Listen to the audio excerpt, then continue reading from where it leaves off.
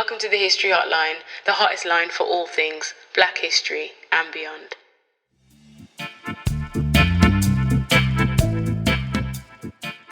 Hello everyone and welcome to episode 49 of the History Hotline. My name is Deanna Lynn Cook and I am, as always, your host today. Thank you so much for tuning in to the History Hotline. If it's your first time here, then welcome. I hope you enjoy this episode and go back and listen to all the other 48 episodes that I've recorded. And if it's not your first time here and you've been here before, you've been rolling since day one, then thank you so much for coming back. I hope this is another informative episode.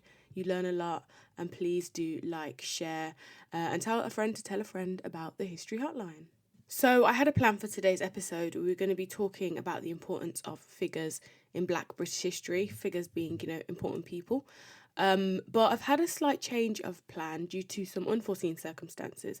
But, never fear, because there are a lot of things that I think are kind of coming up in conversation about Black history, Black British history, that I kind of want to talk about. So I'm going to take this opportunity to do that. I'm going to be focusing still on figures. And if you follow me on Instagram, you would have seen that was on schedule for today, this episode in my kind of Black History Month plan of episodes. And I do kind of want to stick to that because kind of followed a theme that I had in my mind, which might not make sense to you guys listening, but definitely made sense to me when I created it. And within the episode about figures of Black British history, there were some kind of announcements, and I don't want to make them prematurely. So hopefully, those announcements will be made soon. They are quite exciting, I personally think. Hope you will too. But I do still want to think about figures, as I have mentioned, and I want to think about this kind of debate I have in my mind a lot about celebrating individual people over kind of movements or events or kind of collective activism when it comes to Black British history. And it's a conflict in my mind because I think whilst individuals are very important, because on a personal level for most, it's inspirational to kind of follow someone's story and to see how you could be like that person or do what they did or be inspired by their life.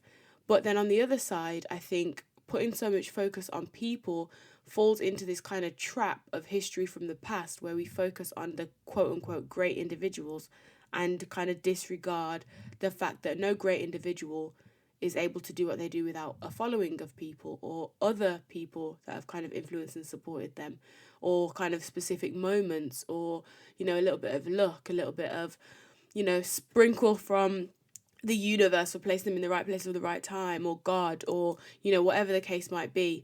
And so I think there's a conflict going on in my mind, and I'm going to essentially offload that conflict onto you. And it'll be interesting to see what you think in terms of kind of celebrating these figures, these big names in Black British history, which I think has been problematic in the past, especially when we think about America and looking at people like Martin Luther King and Rosa Parks. And of course, they deserve to be on a pedestal. They did exceptional things. But if that's the only history we think about, when we think about, these people, is that problematic? Are we then erasing the quote-unquote faceless, smaller people within society? And this is something I briefly went over in the first episode of this Black History Month, which was about statues. So, if you haven't listened to that, it might make sense to go there first and then come back here. But if you have, then, let's keep going. So, as always in Black History Month, I'm in a position where people ask me to do talks about Black history in a variety of different contexts. And this month I was able to do a talk actually with Lawrence Wishart Publishers and the Black Cultural Archives. And it was about radical Black women and also why Black history is important, why it matters, and kind of thinking about the absence of Black women within narratives on Black British history. And we focused on Claudia Jones, who was an activist of Trinidadian descent by way of America. She was deported, ended up in the UK, and is partly responsible for the creation of Carnival in this country. And, there's an episode that's briefly touched on her life before, but we're going to go into her life in a little bit more depth. And really cool was the fact that I was moderating the panel, and on the panel was a lady called Marika Sherwood, who actually wrote a book about Claudia Jones's life. She did oral history interviews and looked at and spoke to the people that were around Claudia Jones at the time. Claudia Jones didn't have any family in the UK with her. She was an only child, I believe, and didn't have any children herself, and wasn't married. So it was really hard to research someone like her, especially when the government literally have files on her and will not release them and have not released them. And that's on several women in Black British kind of history and that navigated different circles in society at the time. There are a lot, and I really want to stress this, there are a lot of files that are held by surveillance groups that was literally, appointed by the police, by the government, MI5, to watch these people, black people, because of what they might do or uprisings they might start. And these files have not been released to the public, even though there's normally an amount of time, some files are 50 years and then they can be released and put into kind of the archives, but these files have just ceased to exist, essentially, shall we say. And that's kind of slowed, I'd say, the history and the ability for researchers and historians to write these histories of these people. So when we think about, the erasure of black women, let's say, and obviously they are important figures in history, it's not just about men, which obviously is a given. When we think about the erasure of them, we have to think about why that actually is. Is it because there's no interest in researching women, or is it because it's actually physically a little bit more difficult? If these papers and archival documents don't exist, or have been destroyed or erased. So, there was a lot of food for thought in that talk, and I would definitely suggest you go and watch it. It's on YouTube on the Black Cultural Archives page. It was a wonderful talk. I believe it was about an hour and a half, if that, between an hour and 15 and an hour and a half. And I don't want to say things that have already been said in there in case you do go and listen. But what I am going to tell you about is Claudia Jones. And then we're going to full circle back to this debate that I'm having in my mind about whether we should be focusing on individuals or if that's problematic when we're thinking about history. Okay, so Claudia Jones was born in 1915 in Trinidad and Tobago. And then she migrates to America, actually, as a child, so around the age of 9, I believe. And as she grows up in America, she kind of falls in line with communist political activity, because they, at the time in America, were kind of the only group really helping black people in terms of racial liberation and equality. And this is very different to in England, because in England the Communist Party were not about racial equality, and the politics didn't lend themselves to equality in that sense. So it's quite interesting that in America, fighting for racial equality, she kind of finds herself in the Communist Party, but she is actually deported for communist activity. She's imprisoned first. She's really, really sick. She has quite a track record of being quite unfortunate with her health. She's sick for the majority of her life and dies quite young in the grand scheme of things, when you think about kind of, the average kind of living age for a woman of that time. And unfortunately, she, has to live with this sickness. But one of the remarkable things about her is she still manages to achieve what she does, even being so sick. So yeah, she lives in America, works for the Communist Party, is eventually deported. She's meant to go to Trinidad. Trinidad say, nope, too much of a troublemaker, we don't want her. And she's deported to the UK in 1955. So when she arrives, she kind of, joins the Communist Party. And yep, she's a member there, but the work and the kind of activism they do isn't necessarily for racial equality. And so she ends up actually finding and starting the first major black newspaper in Britain, the West Indian Gazette, 3 years later in 58. And as we've mentioned in the Carnival episode, she is kind of a central role and figure in finding Notting Hill Carnival and starting that, and also kind of, activism surrounding racial equality, racial justice, and that kind of thing in the UK. And, she works within circles of other communist activists, Billy Strachan being one of them, Winston Pinder, Trevor Carter, and they all engage in this kind of political community in the UK. But as a black woman, as well as, being black as well as a woman in communist circles, she didn't really find them to be very helpful. And I feel like I've stressed that point a lot. But I think it's interesting to think about the organisations that these individuals that we celebrate find themselves in. and how they navigate that. And as we think about this history, do we put Claudia Jones into the context of communist history, or do we pick her out and put her on a pedestal on her own? Just an example of kind of one of the problems with looking at history just solely through the stories of individuals and the great things that they achieved. Now, not to be that guy, but if you want to know more about Claudia Jones, I would say to pick up the book by Marika Sherwood that Lawrence Wishart have just republished. You'd think they'd be paying me for this. They're not, but, I think it's a really great book. And having read sections of it, I noticed that Marika Sherwood kind of speaks about her methodology of how she kind of got this information on Claudia Jones. She wrote the book after Claudia Jones had passed away. And as I mentioned, she didn't have children, a spouse, or any kind of a family in the UK because she was deported on her own. And so I found it quite interesting that this is Marika, by the way, she interviewed people that did know her and were kind of, activists alongside of her, friends, colleagues, co-workers, across her different kind of spaces, such as the West Indian Gazette or, in the Communist Party or other projects she'd worked on. And she conducted oral history interviews of each of these people. And this kind of discipline methodology of oral history is very important to me. I think it's very significant and important to gather history in this way. I think you can get such rich and authentic stories from people, especially if they were there. Obviously, they come with a bias, but, no more or less bias in the archives. As long as you can kind of figure out what that bias is and adjust accordingly, then very useful, I think, oral histories. Okay, so back to the kind of dilemma I'm having in my mind in the conversation regarding honouring individuals and how we remember history.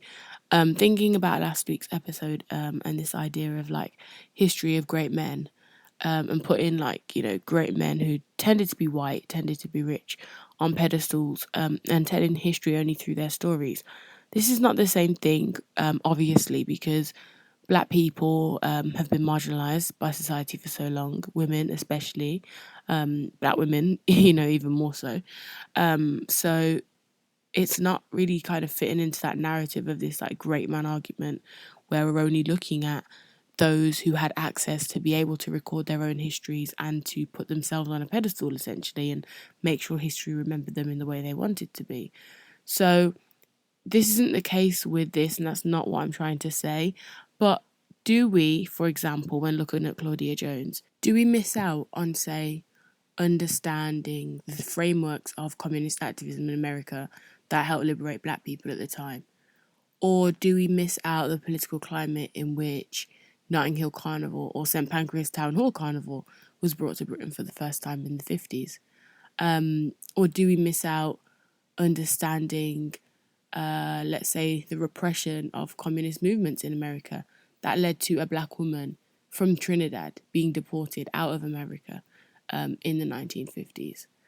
1950 to be precise. I think it can definitely be the case that happens when we only think about individuals, and I think it's important, and I always say this, not just to look at individuals when we're thinking about history. Yes, they can be very inspirational where we think about, their personal lives and stories and their triumphs and tribulations. But does it actually help us get a good understanding of history and help us pinpoint what was going on at any one time and the kind of global climate, or the not even global climate, but the local climate or the political climate or the social climate at the time? And then also, does this actually matter? Does it matter for some people to have a broad understanding of society at the time or what was happening politically? Or is history for some people thinking and looking at inspiring people to shape and, have a positive influence on their lives? And so maybe we are thinking and opening up a question of not only, do we need to think about individuals? Is that problematic? Or what is the purpose of history, for the individual that's not, a historian or working in the field? What is the point of history for you? If you're listening to this podcast and your life doesn't revolve around history, why do you listen? Is it to be inspired by Black leaders or people that are shared and spoken about? Is it to learn about Britain's past in terms of race? Is it to, be more aware? Is it because you just find it interesting and cool? You know, what is the purpose of history for the individual? Now, when we think about it on a curriculum and a school level, everything in school is to quote unquote educate, but educate in what way? To educate through inspiration, or to educate, by actually sharing and creating knowledge. So there are many questions, and I don't think they can all be answered by me because they're kind of dependent on people's personal opinions and, what they actually think about history and its importance and value in society. Now, I started this podcast by saying that I had an announcement that I wasn't going to announce today. But then also remember that I have another announcement, so I will announce that announcement today. So many announcements. But essentially, I used to work in a school, in an education setting. Before that, I was doing my master's. But now I work in a museum, doing some curating. I'm not a curator, so I'm not like qualified as a curator, but I've been curating an exhibition. And I thought I'd share that with you for any UK based or London based listeners that might want to come along. Now, it's quite interesting because this exhibition is centered around individuals, whilst I've just made a whole episode of a podcast about how we can't just think about individuals. But I'm happy to report that it's contextualized within a history of migration into Britain, post-war migration, that is, from kind of 1948, well, 47 actually. I think about the Ormond and the Almanzora, the two ships that came before the Windrush from the Caribbean. And then we run a migration all the way through to the 1990s, thinking about the different groups of people that migrated to this country and why, and then some of the immigration acts that impacted, stopped, or allowed that movement. And I'm looking at this in the context of the Methodist Church, who the exhibition is for, at the Museum of Methodism, Wesley's Chapel. And it will be starting this week. It opens on the 19th of October, and it showcases leaders within the Methodist Church that wouldn't normally be celebrated because they are black, because they are Asian, because their stories haven't been picked up or seen as important in the past. But, thinking about decolonizing spaces like museums and exhibitions, the Methodist Church wanted to put on an exhibition that celebrated the diversity within the church, especially, as a history of Methodism. I'm not sure if there are any Methodists listening or people that know the Methodist Church, but it's rooted in social justice. It was one of the only churches that opposed slavery. Not a big fan of kind of the whole concept of like white saviors and, praising abolitionists too far because, it does erase the story and narrative of those who, started, led, and succeeded in their slave revolts across the Caribbean, when we think about British slavery anyway. And so, yeah, Methodism rooted in social justice, and so it's very fitting that the church is trying to continue in that way. And so they are celebrating leaders within the Methodist Church, leader being quite a loose term in some ways, because it doesn't just refer to people that are in charge or a boss, but, people that have led the way or spearheaded campaigns or been part of activism, and, kind of lived out the mission of the church in regards to their kind of daily life. And so, yeah, I've been working on this exhibition. It does open on the 19th. I think it's run until, the end of January. It's not like just a Black History thing because we don't do that here. And the next episode of this podcast will be called 10 Things I Hate About Black History Month because, I love Black History Month. Like, I'm being quite facetious in that title, but there are so many problems with it. And I spoke about it last Black History Month on the episode that I did. But I think I want to take it to a perspective of actually, the people that are actually doing the work when it comes to Black History Month and the impact of that, and also how we remember history again. And then when we get back to November, we'll get back to kind of regular scheduling in terms of like more history based content as opposed to me talking about the discipline of history more loosely. So I hope you have maybe enjoyed the kind of newer format. I haven't decided if this is something I'll keep. I think for November I'll definitely go back to like the historical stories more so. But I do sometimes like just laying down my thoughts about the way we think about history and the things that we do when we remember people or events. So yeah, it's a podcast. It's not that serious. It's nice to try new things. And I always value your feedback. So please, if there's something you like, you really hate, or you just want to say, feel free to do that. As long as you're polite, I don't mind. But I do want to say thank you for listening. Maybe I'll see some of you at the exhibition. Not that I'm, going to be there. I'm not a tour guide, unfortunately. But it is something I've been working on for the last 2.5 months. So I'm hoping it will be well received and enjoyable for all. So yes, thank you all for listening to this week's episode. And I can't wait to be back speaking to you all next week. Have a wonderful week.